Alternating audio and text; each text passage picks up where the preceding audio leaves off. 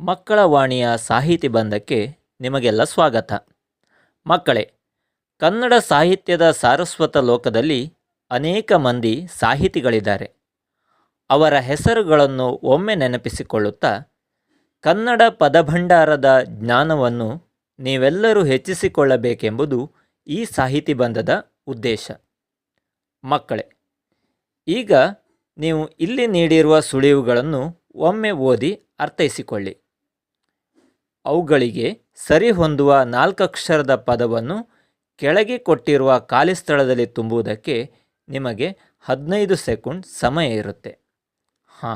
ಇನ್ನೊಂದು ವಿಷಯ ಮಕ್ಕಳೇ, ಪ್ರತಿ ಸುಳಿವಿನ ಉತ್ತರದಲ್ಲಿ ಹಳದಿ ಬಣ್ಣದ ಕೋಣೆಗಳಲ್ಲಿ ನಮೂದಾಗುವ ಅಕ್ಷರಗಳನ್ನು ಗಮನಿಸಬೇಕು.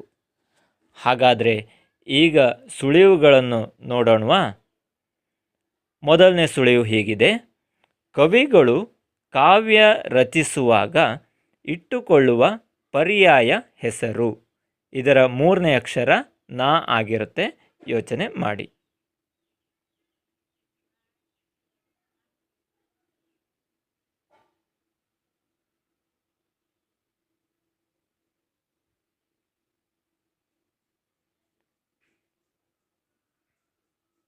ಸರಿಯಾದ ಉತ್ತರ ಕಾವ್ಯನಾಮ.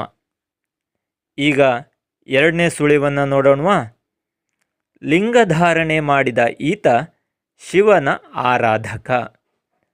ಕೊನೆಯ ಅಕ್ಷರ ತ ಆಗಿರುತ್ತೆ. ಯೋಚನೆ ಮಾಡಿ ಮಕ್ಕಳೇ.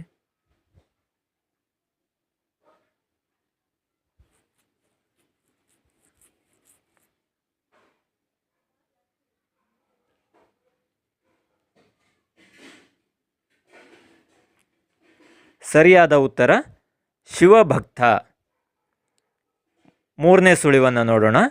ಮಹಾತ್ಮ ಗಾಂಧೀಜಿಯ ಈ ಬಿರುದು ಇಂದಿಗೂ ಜನಜನಿತ. ಇದರ 2ನೇ ಅಕ್ಷರ ಷ್ಟ್ರ.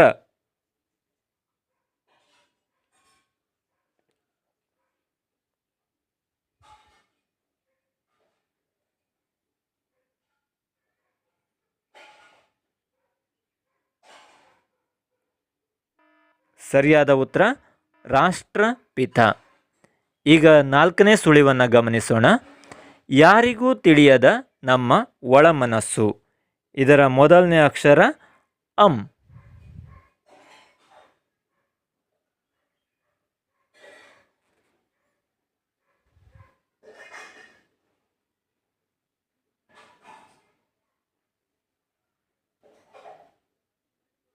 ಸರಿಯಾದ ಉತ್ತರ ಅಂತರಂಗ.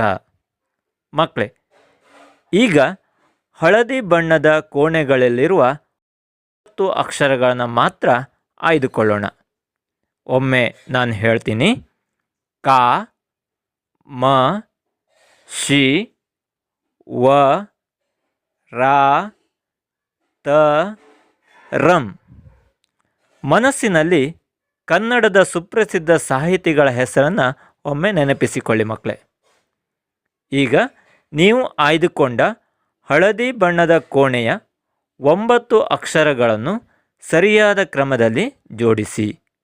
ಒಬ್ಬ ಸುಪ್ರಸಿದ್ಧ ಸಾಹಿತಿಯ ಹೆಸರನ್ನು ನೀವು ಪತ್ತೆ ಹಚ್ಚಬೇಕು. ಖಾಲಿ ಸ್ಥಳದಲ್ಲಿ ನಿಮಗೆ ಪತ್ತೆ ಹಚ್ಚಿ ಬರೆಯುವುದಕ್ಕೆ 30 ಸೆಕೆಂಡ್ ಸಮಯ ಇರುತ್ತೆ. ನಿಮ್ಮ ಸಮಯ ಈಗ ಶುರುವಾಗುತ್ತೆ ಮಕ್ಕಳೇ.